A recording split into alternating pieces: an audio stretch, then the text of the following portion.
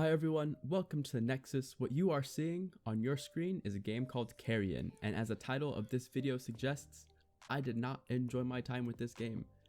By no means do I think this game is terrible, it just has some serious design decisions that I feel don't respect the player's time.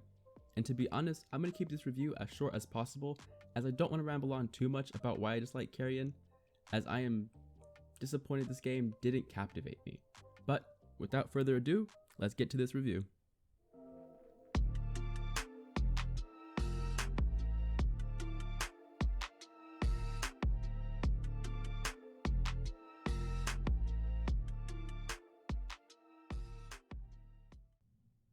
Let me start by saying I really wanted this to be good.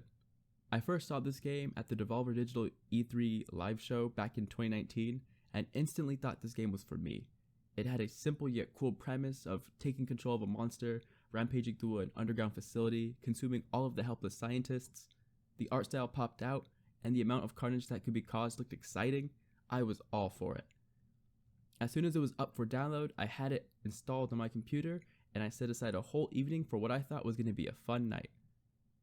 And it started off that way. As soon as I booted up a new game, I broke free from containment, navigated the ventilation system, and in less than 2 minutes, I was already causing mass carnage.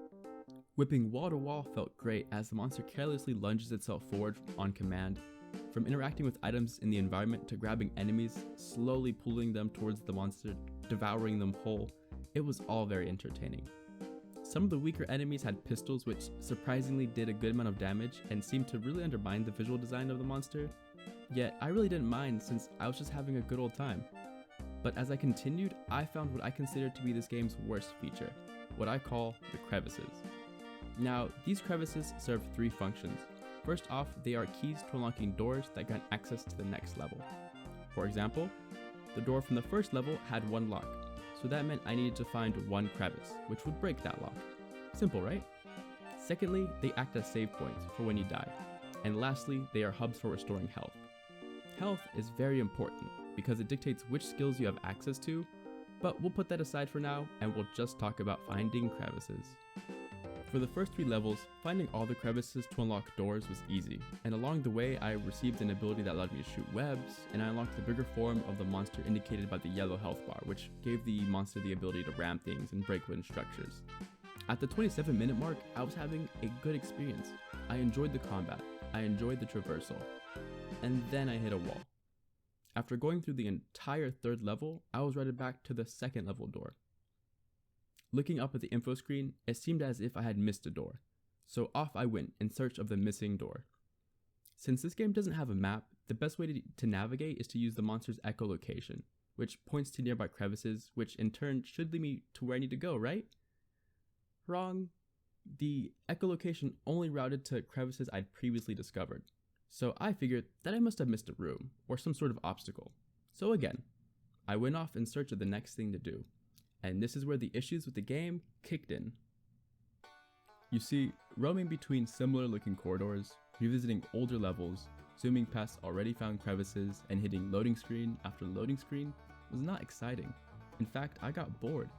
And to top it off, while I was on the hunt to find the next activity, there was almost no music playing. All that I kept hearing continuously was this.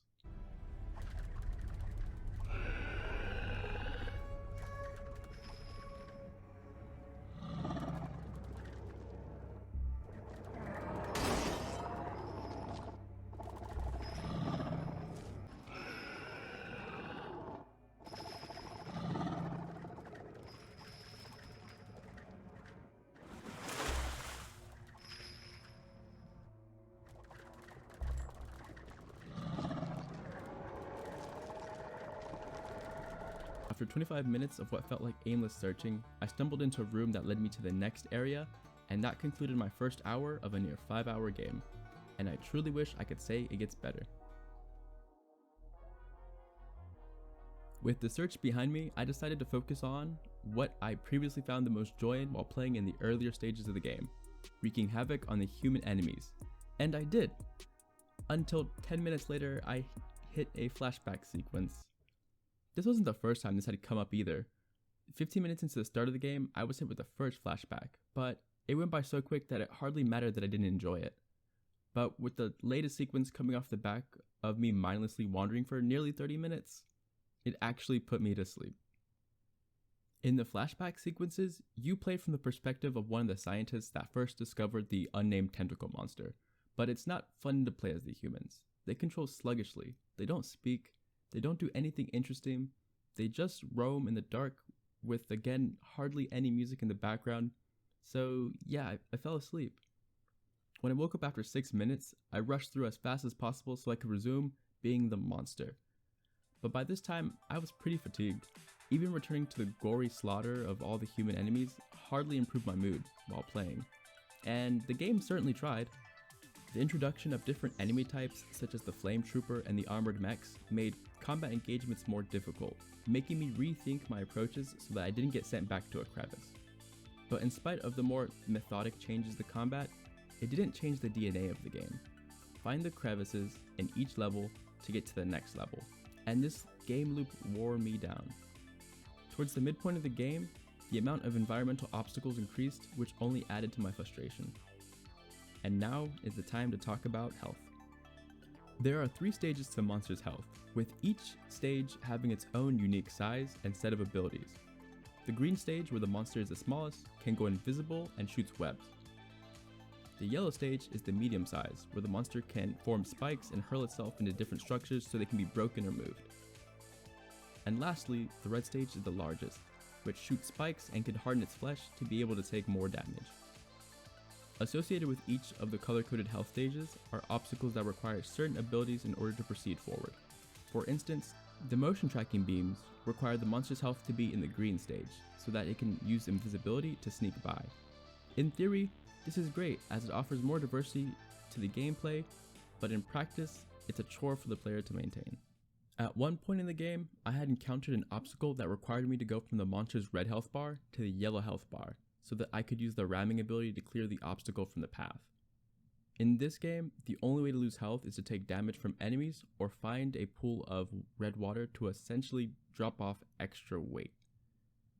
Yeah, so what I did was backtrack to the pool of red water, dropped off the extra weight, returned to the obstacle, cleared it from the path, and returned back to the pool of red water, reclaimed my weight, made my way back to the path that was once blocked, and proceeded to get into a fight and almost died. And I know you're curious, what happens if you die? I would have had to do it all over again. Following each of these mundane obstacle clearings, I tried to find solace in the combat. However, as the game continued, the novelty of devouring enemies wore off, and it started to feel as if the enemies themselves were just obstacles in my way of getting to the end. So with the charm of the combat wearing off, repetitive game design, and no sort of story to keep me engaged, all I kept thinking to myself when in the final hour of the game was, what am I going to play after this to cheer me up? This may all seem hyperbolic, but I truly couldn't get on with this game, and it's unfortunate as I was really anticipating this game's release. After all that's been said, I'm reluctantly giving Carrion a 5 out of 10. I do recognize that it has some positives, especially when we're talking about visual presentation, but I can't excuse the fact that I was bored and not having fun throughout most of my time with this game. What are your thoughts on Carrion? Did you have a different experience? Drop a comment with your thoughts and consider slapping the subscribe button to stay up to date on all the content that the Nexus uploads. For now, it's goodbye, but you're always welcome back to the Nexus. See you next time.